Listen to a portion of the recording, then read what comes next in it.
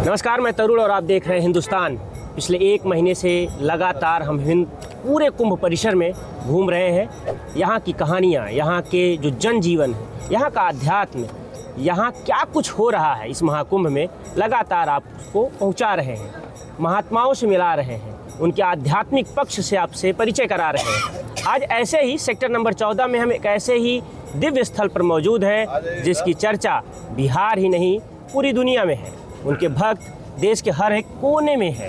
हमारे साथ आज बातचीत करने के लिए श्री सोमेश्वर धाम मंदिर बिहार में जो पूर्वी चंपारण में है उसके पीठाधीश्वर हैं, जूना अखाड़े के महामंडलेश्वर श्री महाराज जी हैं। महाराज जी, आपका बहुत बहुत स्वागत है। रविशंकर गिरी जी महाराज जी कुंभ और उसके अध्यात्म पर आएंगे, पर जिस उम्र में बहुत अभिलाषाएं होती हैं, बहुत उफान होता है, उस उम्र में आध्यात्म की तरफ जाने का फैसला क्यों और कैसे हुआ?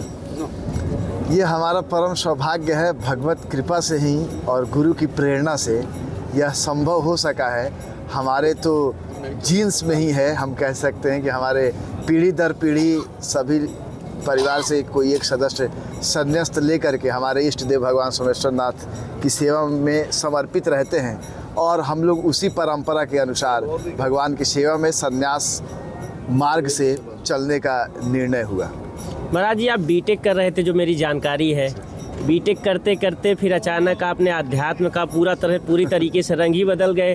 आप कहाँ इंजीनियर बनने निकले थे और कहाँ धर्म ज्ञान और कर्मकांड की बातें आप करने लगे। वही कहते हैं कि जो प्रारब्ध होता है जीवन उसी के अनुसार चलता है। हम अपना कितने भी प्रयास कर लें, तो भगवान को मंजूर था कि इस मार्ग में अपनी सेवा करानी थी, तो गुरु की प्रेरणा से हम लोग जो है यहाँ 2013 में सोमेश्वर नाथ धाम में संन्यास्त हुए और तब से भगवान की सेवा में निरंतर लगे हैं। भक्त और भगवान की सेवा वहाँ भी हो रही है और यह 12 वर्ष हमारे संन्यास का भी पूर्ण हुआ, तो हमारी इच्छा हुई कि हम भी चल कर के प्रयाग तीर्थ क्षेत्र में तपस्या करें।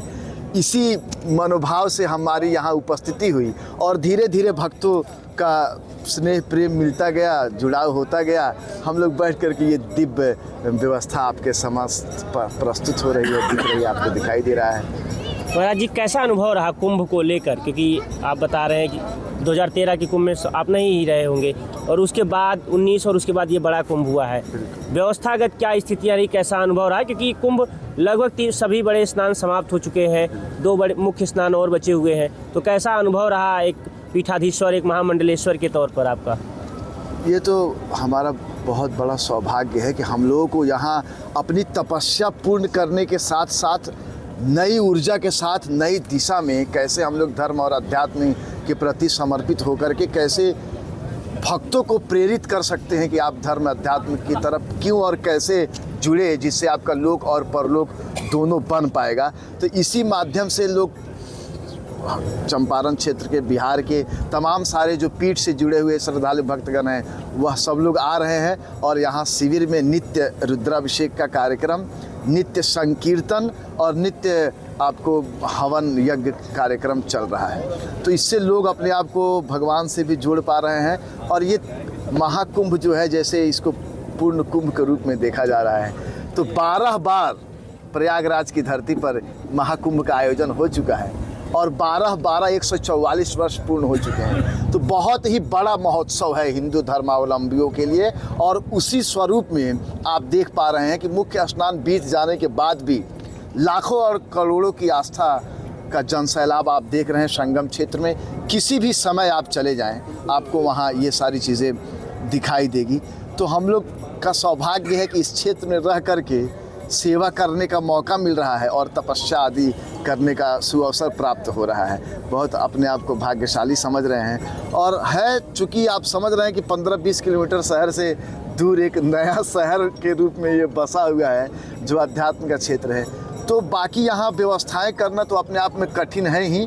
फिर भी जहाँ कहते हैं ना जग जगदीश का होता है, जब भगवान के लिए कोई कर्म को किया जाए तो मुश्किल से मुश्किल काम भी कैसे आसान बन जाते हैं, ये आप अनुभव नहीं कर सकते हैं। यह तभी अनुभव हो सकता है कि जब आप किसी यज्ञ को करने की ओर निकल पड़ते हैं। तो तो वही चमत्कार हुआ, हम लोग मन में इच्छा हुई और माँ गंगा की कृपा हुई, भगवान की कृपा से जो है हम लोग ये व्यवस्था कर पा रहे हैं। एक अलग अनुभूति हो पा रही है, एक से एक दिव्य संतों का दर्शन हो पा रहा है और माँ गंगा के स्नान से हम लोग पापों से मुक्त हो रहे हैं और सभी विकार को कैसे नियंत्रित किया जाए इसकी प्रेरणा मिल रही है कि ये जो जन आस्था दिख रहा है यह अपने आप में अद्भुत है। महाराज जी, क्योंकि आप युवा हैं तो इस वजह से जान रहे हैं कि आज की युवा पीढ़ी, खासकर 2000 और उसके बाद के जिनके जन्म हुए हैं, वो रील्स में ज़्यादा जमे हुए हैं, लगे हुए हैं। उनके लिए क्या संदेश देना चाहेंगे कि वो रील्स की दुनिया से बाहर निकलकर रियल यानी वास्तविक दुनिया की तरफ कैसे कदम बढ़ाएं, किन बातों का ध्यान रखें, आध्यात्मिक चेतना उनमें कैसे बढ़े, इसको लेकर आप क्या कुछ कहना चाहेंगे, आपका क्या संदेश होगा? देखिए, हमारा सभी युवाओं से यही आग्रह है कि जिसका प्रोफेशन है रील्स का, सोशल मीडिया का, या जो उस प्रोफेशन से जुड़े हैं, आईटी सेक्टर से जुड़े हैं, आर्टिफिशियल इंटेलिजेंस, जो लोग उस क्षेत्र से जुड़े हैं, ये उन्हीं लोगों के लिए चीज़ है। उसके अतिरिक्त जो लोग हैं उनसे आग्रह करेंगे कि आप लोग सीमित ही उसका उपयोग करें, सदुपयोग करें, क्योंकि आपका जो क्षेत्र है उसी क्षेत्र पे आपको ज़्यादा से ज़्यादा समय दे करके आप सफलता को प्राप्त कर सकते हैं। अन्यथा अनावश्यक समय व्यर्थ करने से आप अपने जीवन को निरर्थक बना रहे हैं। जो भगवत प्रेरणा में, भगवत आराधना में और अपने जो प्रोफेशन है, जो आपका कार्य क्षेत्र है, उसमें विशेष ध्यान देने की आवश्यकता है, जो सभी युवाओं के लिए अति आवश्यक है। मोबाइल से तो आपको लक्ष्य की प्राप्ति करनी है तो उससे बिल्कुल दूरी बनाए रखना परम आवश्यक हो, चाहे आप स्टूडेंट लाइफ में हो या किसी प्रोफेशनलिज्म में हो। हर क्षेत्र में आपको सीमित रूप में आवश्यकता के अनुसार ही उसको आप इस्तेमाल करना चाहिए। महाराज जी, यहाँ संत समितियाँ और संत अखाड़े और उन तमाम लोगों से जब मैं मिल रहा था तो उनकी एक बड़ी मांग मुखर तौर पर सुनाई पड़ती थी कि भारत को हिंदू राष्ट्र बना देना चाहिए। तो मेरा सवाल होता था कि हिंदू राष्ट्र ही क्यों? उनका जवाब होता था कि अगर भारत हिंदुओं का देश है और हिंदू यहाँ नहीं रहेगा तो फिर कहाँ रहेगा? बांग्लादेश से लेकर वो पाकिस्तान तक का उदाहरण देते थे। आप युवा हैं, इस वजह से हम समझना चाहते हैं, और महामंडलेश्वर है जूना अखाड़े का, 13 अखाड़ों में सबसे मजबूत अखाड़ा जिसे कहा जाता है, जिसका सबसे बड़ा विस्तार है, उस अखाड़े के महामंडलेश्वर। इसलिए हम समझना चाहते हैं कि हिंदू राष्ट्र की मांग किस हद तक जायज़ है और क्या आपकी इस पर क्या राय है? हमारा मानना है हिंदू राष्ट्र सिर्फ हिंदू रहते हैं सिर्फ इसलिए हिंदू राष्ट्र की मांग नहीं है, ये तो एक विचारधारा है। हिंदू राष्ट्र की मांग पूरे विश्व की आवश्यकता है, पूरे विश्व की ज़रूरत है। ज़रूरत क्यों है कि सबसे सहिष्णु धर्म हमारा हिंदू धर्म है, और वो इसलिए है कि सर्वे भवन्तु सुखिनः सर्वे सन्तु निरामया, हम संबुद्ध वसुधैव कुटुम्बकम की बात करते हैं। तो आप हमको बताइए, जो भी धर्म है वो सिर्फ अपने धर्म की बात करता है और उसी को धर्म मानता है, बाकी सब के प्रति जो है जो दुर्भावना रहती है और उसको नष्ट करके, उसको कुचल करके अपनी जनसंख्या को बढ़ाने का जो प्रयास है, ये अपने आप में सुनने में ही आप इसको समझ सकते हैं कि यह बिल्कुल ही गलत है। यह ऐसा नहीं होना चाहिए। एकमात्र सनातन धर्म है जो सभी को साथ लेकर के चल सकता है। तो पूरे विश्व का कल्याण और विश्व के विकास के लिए ये आवश्यक है कि पूरा विश्व सनातन धर्म का अनुपालन करे, उससे प्रेरणा ले कि सभी को, छोटे बड़े जितने भी लोग हैं, जाति, धर्म, लिंग, इन सब के भेद से परे अगर कोई धर्म है तो एक मात्र सनातन धर्म है। इसलिए सत्य सनातन धर्म की जय हो और पूरे विश्व में सनातन धर्म का ही परचम लहराना चाहिए। सिर्फ इसलिए नहीं कि हिंदू हैं, लेकिन हमारी जो विचारधारा है, हमारा जो मूल है, वो सबके लिए आवश्यक है। मूल रूप से सिर्फ मानव के लिए ही नहीं, सभी जीवों के लिए ये आवश्यक है और उनके लिए कल्याणकारी सिद्ध होने वाला है। मतलब आप भी चाहते हैं कि भारत को हिंदू राष्ट्र घोषित कर देना? बिल्कुल, हम तो चाहते हैं कि जल्द से जल्द इसकी घोषणा हो। हम लोग इसके लिए अपने प्राणों की आहुति भी देनी पड़े तो एकदम सबसे फ्रंट में, जैसे यंगेस्ट महामंडलेश्वर 2021 में हम लोग को चयनित किया गया हरिद्वार के महाकुंभ में, वैसे हम कहते हैं कि सबसे पहले हम आहुति देने को तैयार हैं। और ये आवश्यक है जनरेशन परिवर्तन के लिए भी।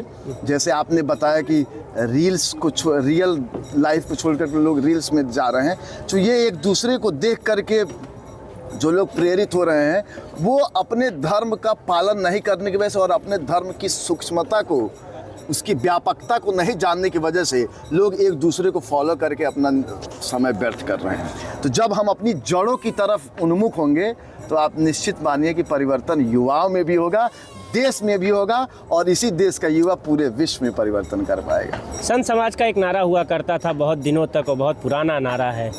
वो नारा हुआ करता था कि अयोध्या तो झांकी है, काशी मथुरा बाकी है।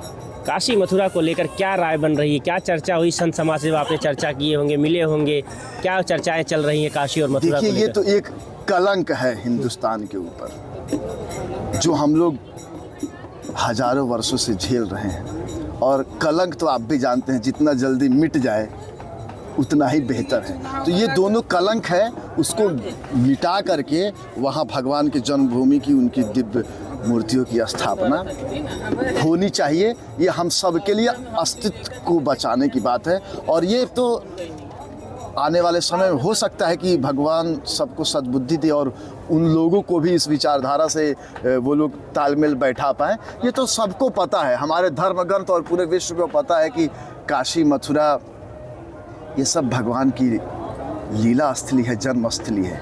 तो वो तो होना ही चाहिए, कोई संदेह नहीं। लेकिन वो ऐसी कहते हैं कि वर्शिप एक्ट 1991 के तहत जो पीवी नरसिम्हा राव की सरकार में पास हुआ, उसके तहत 1947 की पहले की जो स्थिति है वही स्थिति बनी रहेगी। 1900 आज़ादी के दिन की जो स्थिति वही बनी रहेगी। वो कहते हैं वर्शिप एक्ट ये संविधान का उल्लंघन होगा, और काशी मथुरा को लेकर जो स्थिति पुरानी थी वही बनी रहनी है। वर्शिप एक्ट संविधान के परे से बना था, संविधान के अंतर्गत ही तो वर्शिप एक्ट बना था। तो वर्शिप एक्ट बना ही गलत। वो तो लोगों ने एक एक्ट को ज़बरदस्ती थोपा, ज़बरदस्ती हमारे देश के लोगों के ऊपर ये एक्ट थोपा। तो अगर कोई एक्ट बन सकता है संविधान के अंतर्गत तो वो मिट भी सकता है ना। अगर संविधान बनाने का अधिकार, किसी कानून को बनाने का अधिकार संविधान दे सकता है तो उसको ख़त्म करने का भी अधिकार दे सकता है। बिल्कुल ही होना चाहिए। और वर्शिप एक्ट का क्या मतलब है? जब वो जो बोलने वाला है वो वैसी या जिसका आप नाम ले रहे हैं, तो वो उनसे पहले ही तो भगवान कृष्ण का जन्म हो गया था, हुआ था कि नहीं हुआ था? और उनकी जन्मस्थली, और अगर इस बात को पूरा विश्व जानता है तो ओवैसी या वर्शिप एक्ट बनाने वाले लोग, वो तो उनको ही पता है कि हम लोगों ने गलत किया है और ये देश के ऊपर एक कलंक थोपा है, जिसको जो जल्द से जल्द देशवासियों को और देश की सरकार को मिटा करके वहाँ भगवान कृष्ण की जन्मभूमि की पुनर्स्थापना आवश्यक। आपने कहा कि अगर ज़रूरत पड़ेगी तो आप जान देने वाले लोगों में सबसे पहले रहेंगे इन दोनों मंदिरों में। हमारा सौभाग्य होगा। तो क्या आपको लग रहा है कि आने वाले समय में इसके लिए आंदोलन भी करना पड़ सकता है, या न्यायिक प्रक्रिया के ही जरिए समाधान हो सकता है? दोनों प्रक्रियाएं आवश्यक है। देश में दोनों प्रक्रियाएं आवश्यक है, और अगर दोनों में से एक प्रक्रिया भी नहीं होती तो राम जन्मभूमि में भगवान विराजमान नहीं होते। देश के समक्ष ज्वलंत उदाहरण है प्रस्तुत हमारे पास। अगर इतने संघर्ष नहीं होते और इतनी लाशें नहीं गिरती तो इसी वर्शिप एक्ट को लोग कानून मान करके और वहाँ इसी तरीके से जो है दुर्व्यवस्था फैली रहती है और भगवान वहाँ स्थापित नहीं हो पाते। जो देश के ऊपर कलंक बना रहता, ये हम भगवान की कृपा मानते हैं और न्यायालय को बहुत बहुत इसके लिए साधुवाद देते हैं कि उन्होंने जो है निर्णय दिया और वहाँ भगवान का भव्य मूर्ति स्थापित हो पाई, हम लोग उनका दर्शन कर पा रहे हैं। मतलब आप भी कह रहे हैं कि संघर्ष और संविधान दोनों आवश्यक है। संघर्ष के बिना संभव नहीं है, और वो संघर्ष के बिना संभव होता तो अब तक वो संभव हो जाता। दोनों आवश्यक है। जब हमारे हक और हकीक की लड़ाई शुरू से ही हिंदुस्तान ने लड़ी है, विदेशी आक्रांताओं के साथ भी लड़ी है, क्या कहते हैं, जो मुस्लिम शासकों से भी लड़ी है, सभी से लड़ा है। ज़रूरत पड़ने पर अपने देश के नागरिकों के साथ भी अगर वो किसी अधर्म पर मार्ग पर चल पड़े हैं तो उनको भी धर्म का मार्ग दिखाना हमारा ही आपका काम है, दिखाना ही चाहिए। तो आपको नहीं लगता बातचीत से मामला सुलझा लेना चाहिए? ये तो बिल्कुल, तो बातचीत के लिए तो प्रयास होना ही चाहिए। पूर्व में भी कई प्रयास हुए हैं, लेकिन संघर्ष की बात तो तभी हो रही है ना जब बातचीत से मामला हल नहीं हो रहा है। ये तो हम लोग तो पहले इसी को प्राथमिकता देंगे कि सब लोग तालमेल बैठा करके, अगर आपसी सहमति बना करके, क्योंकि ये सब लोगों के मन में ये बात है और सब लोग इसको जानते हैं कि ये तो वहाँ ज़बरदस्ती वहाँ भगवान की जन्मभूमि को वहाँ से क्षतिग्रस्त करके वहाँ मस्जिद स्थापित की गई, जो बिल्कुल सरासर गलत है। अगर वो भी अपने धर्म को मानने वाले हैं तो वो भी जानते हैं कि किसी धर्म अन्य धर्म स्थल पर जो है आप अपने धर्म स्थल को स्थापित करके पूजा ध्यान इत्यादि अधर्म है। आप बाइबल कुरान कोई भी धर्म ग्रंथ उठा करके देखेंगे तो इसको अधर्म ही बताया गया है। तो अधर्म के मार्ग पर चले या अधर्म के माध्यम से किसी काम को करें तो वो अधर्म ही है। और अधर्म अगर हमारे अंदर है, आपके अंदर है, या हम उसका पालन कर रहे हैं तो सभी का धर्म है, चाहे वो किसी भी धर्म का अनुपालन करने वाले हों, कि हमारे अपने अंदर के अधर्म को मिटाएं। जैसे अगर हमसे कोई त्रुटि हुई है, जीवन में हमसे कोई गलती हुई है, तो हम उस गलती को बार बार दोहराते रहें, ये उचित नहीं है। उसका सुधार कर लेना उचित है। तो ये हमारे साथ महाराज जी थे, रविशंकर जी महाराज जी महामंडलेश्वर हैं आप जूना अखाड़े के, और हरिद्वार के कुंभ में आपको यंगेस्ट महामंडलेश्वर यानी सबसे युवा उम्र, सबसे कम उम्र में आपको महामंडलेश्वर के लिए चयनित किया गया, जिनका कहना है कि संघर्ष के दम पर और संविधान की हुकूक पर, संविधान की के बदौलत काशी और मथुरा में भी भव्य मंदिर बनाएंगे, एक जगह भगवान शिव का और एक जगह कृष्ण भगवान का। अब तो देखना होगा कि संत समाज इस महाकुंभ से क्या कुछ संदेश देता है और क्या कुछ इन दोनों प्रमुख मंदिरों के लिए करता है। ऐसी ही कहानियाँ कुंभ से लगातार आपके लिए लाते रहेंगे और बताते रहेंगे कि कुंभ में क्या हलचल है, किस तरफ पुरवाई हवा बह रही है। महाराज जी आपका बहुत बहुत धन्यवाद हिंदुस्तान पर। बहुत देखते रहिए, शुभकामना आप लोग को मंगलमय हो, जीवन में सभी विघ्न बाधा दूर हो। आप देखते रहिए हिंदुस्तान। नमस्कार।